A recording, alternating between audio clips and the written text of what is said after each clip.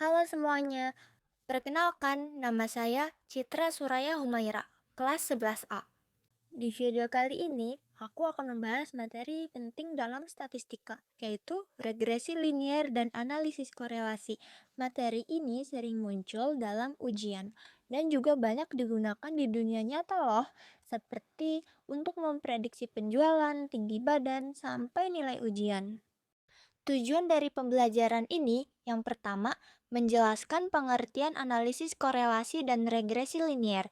Yang kedua, membedakan hubungan korelasi dan hubungan sebab akibat. Yang ketiga, mengidentifikasi jenis-jenis korelasi berdasarkan arah dan kekuatannya.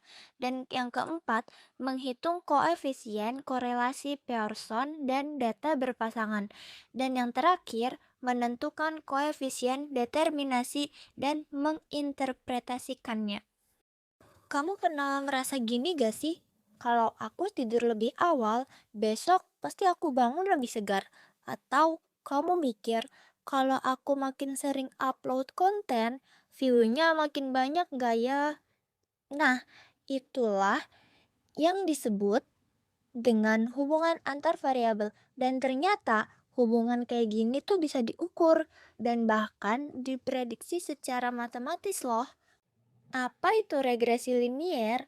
Regresi linier adalah metode statistik yang digunakan untuk mempermudah, memahami, dan memodelkan hubungan antara dua variabel atau lebih.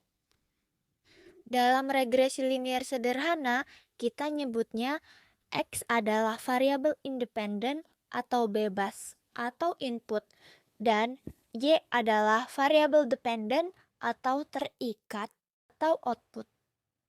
Metode ini mencoba untuk menemukan garis lurus terbaik, yaitu garis base fit yang dapat menggambarkan hubungan antara variabel-variabel tersebut. Garis base fit adalah garis lurus yang paling mendekati semua titik data pada diagram pencar dalam regresi linier. Model regresi linier mencoba untuk menjelaskan bagaimana perubahan pada satu atau lebih variabel bebas yang mempengaruhi variabel terikat. Regresi linier banyak digunakan dalam berbagai bidang, seperti ekonomi, biologi, psikologi, dan ilmu sosial untuk membuat prediksi dan memahami hubungan antar variabel. Misalnya, seorang pemasar bisa menggunakan regresi linier untuk memprediksi penjualan berdasarkan pengeluaran iklan, atau seorang ilmuwan bisa menggunakannya untuk memodelkan hubungan antara dosis obat dan respon pasien. Adapun bentuk umum persamaan regresi linier sederhana adalah Y sama dengan A tambah BX, dengan B sama dengan N sigma XY dikurang sigma X sigma Y per N sigma X kuadrat dikurang sigma X kuadrat. Selanjutnya, A sama dengan sigma Y dikurang B sigma X per N. Adapun keterangan dari rumus-rumus tersebut, ada X itu variabel bebas, Y adalah variabel terikat, A adalah konstanta, B adalah koefisien regresi, dan N adalah banyak pasangan. Lalu di sini ada contoh soal. Perhatikan data bivariat berikut. X adalah jam belajar, yang dimana data-datanya ada 1, 2, 3, 4, dan 5. Y adalah nilai ujian. Data-datanya, angka-angkanya ada 50, 55, 65, 70, dan 75. Langkah-langkahnya, yang pertama kita jumlahkan dulu dari nilai X. 1 tambah 2 tambah 3 tambah 4 tambah 5. Totalnya adalah 15. Kita tulisnya sigma X sama dengan 15. Selanjutnya, data yang Y atau data dependent. Angka-angkanya ada 50, 55, 65, 70, 75. Lalu di sini kita jumlahkan juga seperti yang X tadi. Di sini jumlah dari dari variabel dependennya adalah sigma Y sama dengan 315. Lalu selanjutnya X kuadrat, yang berarti X dikali X. Di sini ada angka 1, berarti 1 kali 1 sama dengan 1. 2 kali 2 sama dengan 4. 3 kali 3 sama dengan 9. 4 kali 4 sama dengan 16. 5 kali 5 sama dengan 25. Lalu kita jumlahkan juga sama seperti sama seperti X dan Y yang tadi. 1 tambah 4 tambah 9 tambah 16 tambah 25, hasilnya 55. Kita tulisnya sigma X kuadrat sama dengan 55. Lalu yang terakhir X dan Y, yang berarti X sama Y ini angkanya digabung dikali X kali Y, berarti 1 kali 50 hasilnya 50. 2 kali 5 sama dengan 110. 3 kali 65 sama dengan 195. 4 kali 70 sama dengan 280. 5 kali 75 sama dengan 375. Lalu kita jumlahkan juga 50 tambah 110 tambah 195 tambah 280 tambah 375, hasilnya 110. Lalu langkah yang berikutnya, kita memasukkan rumus-rumusnya dari data yang telah kita jumlahkan tadi. Rumusnya yaitu B sama dengan N sigma XY dikurang sigma X sigma Y per N sigma X kuadrat dikurang jumlah X kita kuadratkan. N tadi adalah banyaknya pasangan. Di sini banyaknya pasangan ada 5, berarti kita masukkan 5. Sigma XY tadi 110, berarti kita masukkan 110. Penulisannya seperti ini. Terus dikurang sigma X nya tadi adalah 15 dan sigma Y nya adalah 315 per N nya adalah 5. Sigma X kuadratnya adalah 55 dikurang sigma X sigma X nya dikuadratkan, yang berarti di sini X nya adalah 15, berarti 15 pangkat 2 sama dengan 5 dikali 110 dikurang 15 dikali 315, hasilnya adalah 325 per 5 kali 55 dikurang 15 dikali 15, itu hasilnya 50. Berarti hasilnya 6,5. Lalu selanjutnya, rumus selanjutnya ada A sama dengan sigma Y dikurang B sigma X per N sama dengan sigma Y nya adalah 315 dikurang B nya tadi adalah 6,5 dan sigma X nya 15 per N berarti 5 sama dengan 300 dikurang 97,5 dari 6,5 dikali 15 per N atau 5, hasilnya 43,5. Lalu Y sama dengan A tambah BX. A nya tadi adalah 43,5 ditambah 6,5 X. Jadi hasilnya adalah 43 ditambah 6,5 X. Materi selanjutnya, analisis korelasi. Analisis korelasi adalah teknik statistik yang digunakan untuk mengukur dan menganalisis kekuatan serta arah hubungan antara dua variabel.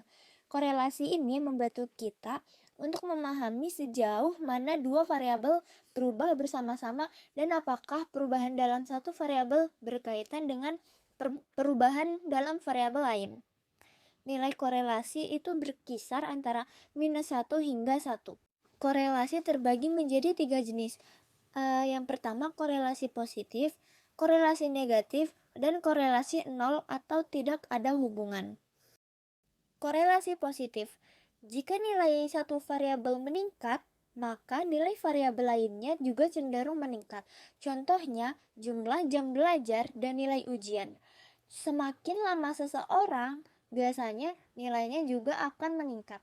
Korelasi negatif. Jika nilai satu variabel meningkat, maka nilai variabel lainnya cenderung menurun. Contohnya, jumlah konsumsi rokok dan tingkat kesehatan. Semakin banyak merokok, biasanya kesehatannya menurun. Lalu yang terakhir, korelasi nol atau tidak ada hubungan. Biasanya, tidak ada pola atau hubungan yang jelas antara dua variabel ini. Contohnya, panjang kuku dan nilai ujian. Keduanya tidak saling memengaruhi atau tidak saling berhubungan. Korelasi produk momen atau person. Metode ini biasanya untuk mengukur hubungan linear atau dua variabel kuantitatif. Koefisien korelasi person antara variabel X dan Y disimbolkan dengan R. Nilai R dihitung menggunakan rumus sebagai berikut.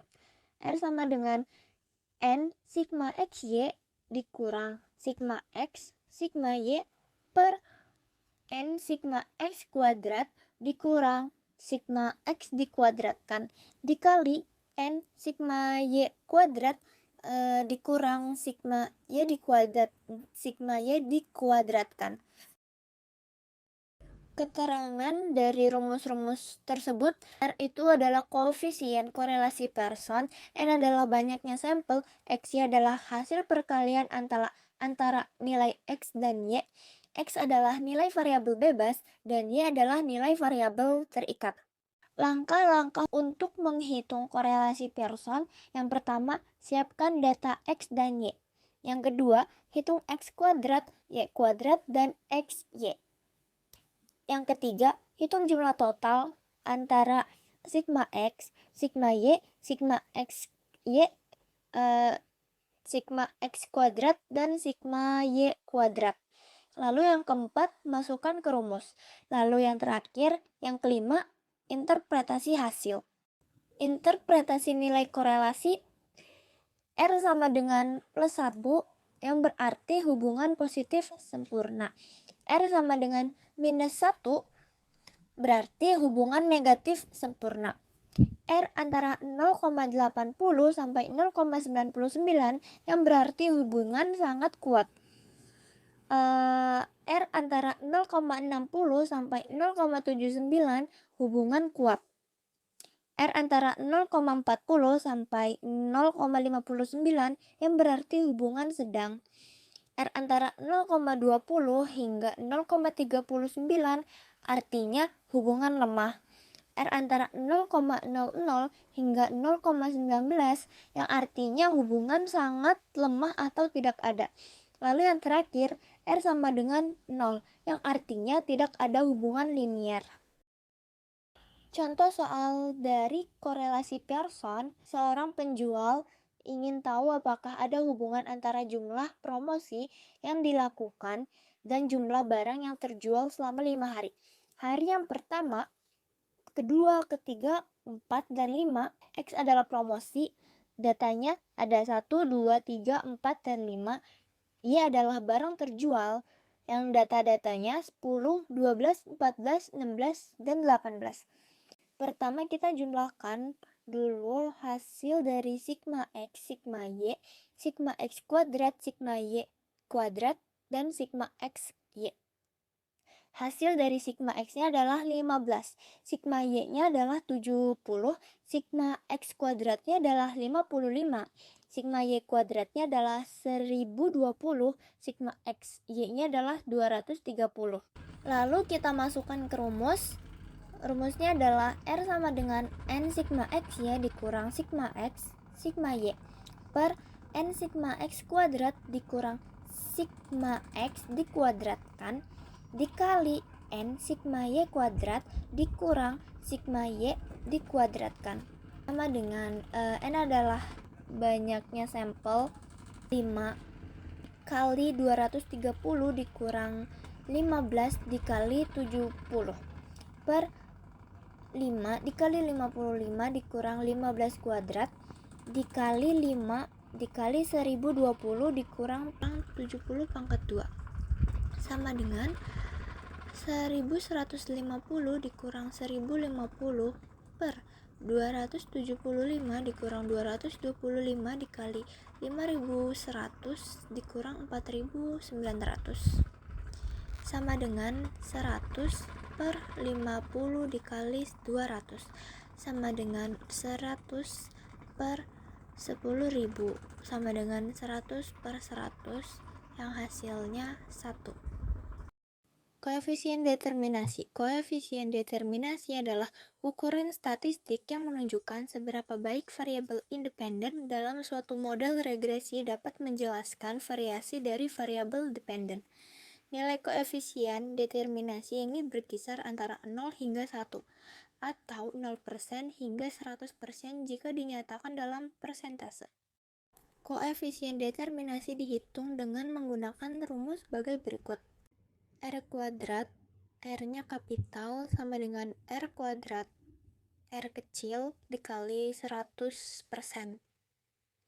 R yang berarti koefisien korelasi Pearson. Sekarang kita masuk ke contoh soal.